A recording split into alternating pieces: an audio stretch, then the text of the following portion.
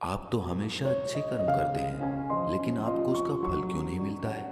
ये हुई एक बात। दूसरी बात, मैं किसी का बुरा करना तो नहीं चाहता था, लेकिन अनजाने में ही मुझसे ये गलती हो गई। तो इसका प्रायश्चित मैं कैसे करूं? जैसे कि मेरी कार के सामने कोई जानवर आ गया और उसका अचानक मुझसे एक्सीडेंट हो गया।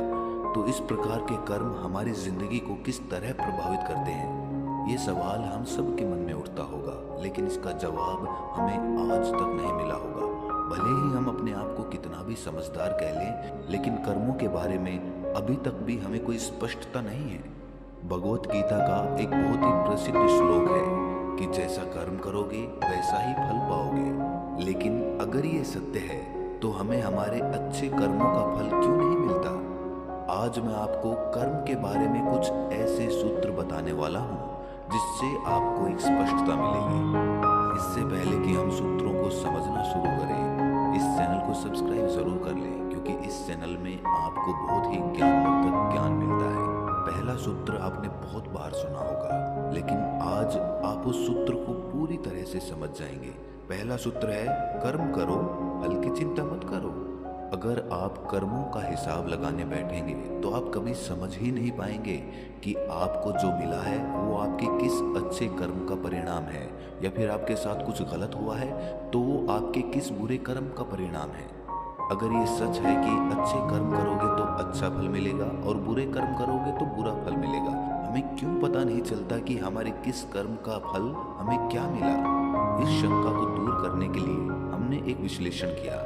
हमने आत्ममंथन करके पाया कि मान लीजिए अगर प्रकृति की व्यवस्था ऐसी होती कि हम अच्छे कर्म करते तो तत्क्षण हमें अच्छे फल मिल जाते। मान लीजिए कि हमने किसी की मदद की और हमें उसका तत्क्षण परिणाम भी दिखाई पड़ गया, मतलब हमारे मन को दिखाई पड़ गया कि अच्छा कर्म किया तो मुझे अच्छा फल मिला। अगर मनुष्य को ऐसा दिखाई पड़ जाता है तो धरती से तो पूरी बुराई ही खत्म हो जाएगी। फिर कौन बुरे कर्म करेगा जब उसे दिखाई पड़ जाएगा कि बुरे कर्म का क्या नतीजा होता है? चलिए अब इसी बात को और गहराई से समझते हैं।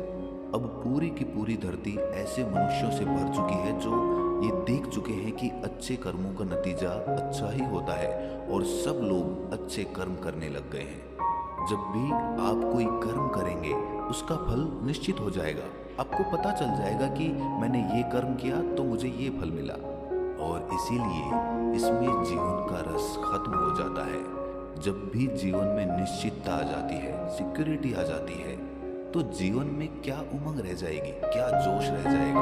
हम किसी भी चीज के लिए तभी प्रयास करते हैं जब हमें पता होता है कि ये चीज हमें मिलेगी या नहीं मिलेगी।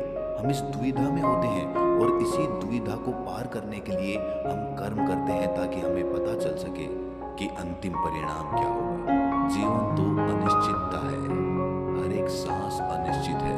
हमें नहीं पता कि हमारे साथ अगले पल में क्या होगा, और यही जीवन का रस होता है। परमात्मा ने अपनी उपस्थिति निश्चित करने के लिए कोई भी ऐसा नियम नहीं बनाया कि आप उससे ये जान सको कि परमात्मा मौजूद है या नहीं।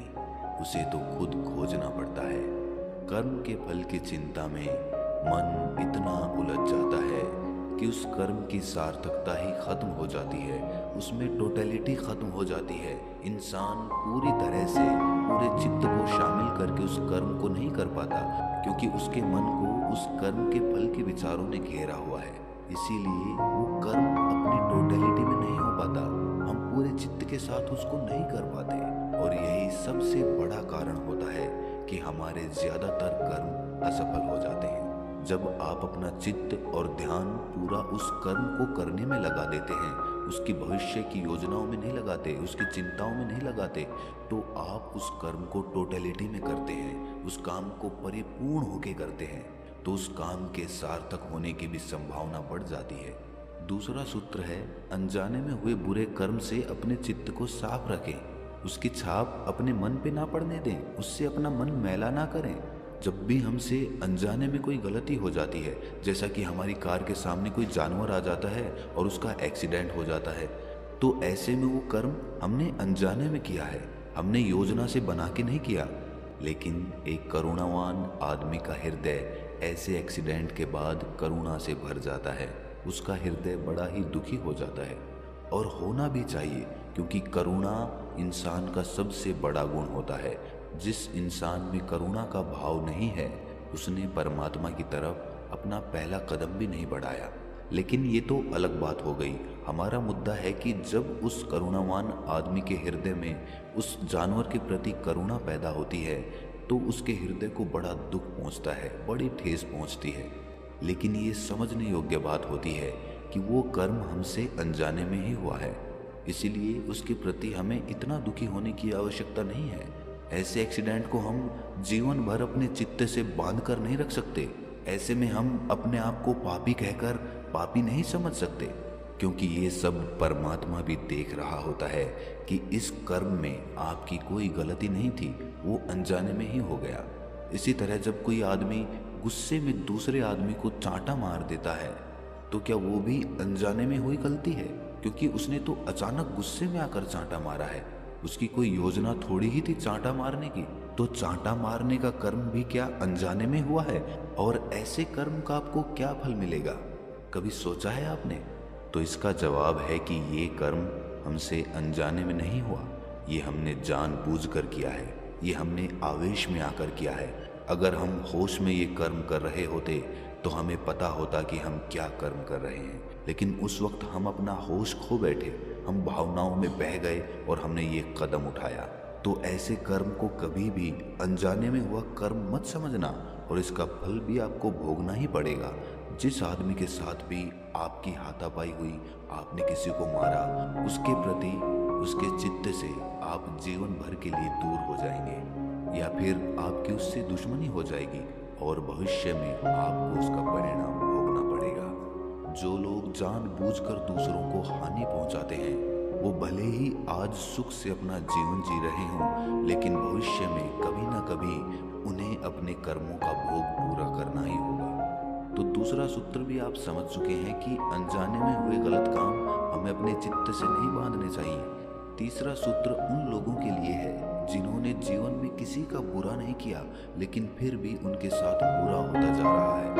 धार्मिक हिंदू ग्रंथों में लिखा हुआ है कि मनुष्य मरने के बाद दूसरा जन्म ले लेता है, और इस कर्म के जो कर्म होते हैं वो हमें अगले जन्म में भी भोगने पड़ते हैं। लेकिन एक बार किसी काम के लिए जब हम अपना कर्म भोग पूरा कर लेते हैं, तो हमारा वो बुरा कर्म हमेशा के लिए कट जाता है और हम आध्यात्मिक तौर पे आगे बढ़ जाते हैं। हिंदू ग्रंथों में कहा गया है कि मनुष्य को मुक्ति के लिए 10 लाख वर्षों तक जन्म लेते रहना पड़ेगा, और जब तक हमारे सारे कर्म कट नहीं जाते तब तक हमारे लिए कोई मुक्ति नहीं है।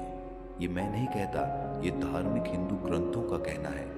ये सच है या नहीं, इस बात पर चर्चा करना बेवकूफ़ी होगी। लेकिन एक शिक्षा जो हम इन ग्रंथों से ले सकते हैं वो ये है कि अगर ऐसा है कि हमें अपने पिछले जन्मों के कर्म इस जन्म में भोगने पड़ रहे हैं, तो हम अपने चित्त को ये समझाकर शांत कर सकते हैं, ये दुविधा दूर कर सकते हैं कि हमारे साथ अच्छे कर्म करते हुए भी बुरा क्यों हो रहा है।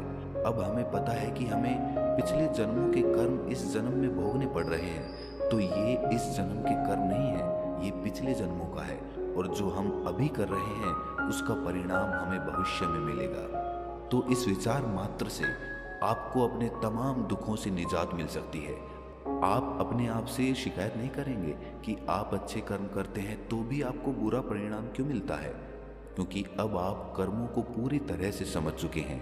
आखिर में एक बात कहना चाहता हूँ कि जो भी कर्म करो उसे पूरे होश में करो, उसे पूरे जागरूक होकर करो, तभी वो काम सफल हो पाएगा। उस काम के सफल होने की संभावनाएं बढ़ जाएंगी।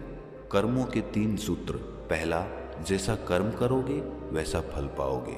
दूसरा, अनजाने में हुए बुरे कर्म हमें अपने चित्त से नहीं बांधने हैं, उससे हमें दुखी नहीं होना है। और तीसरा, जिस हालात में हम आज हैं वो हमारे अतीत के कर्मों की वजह से है।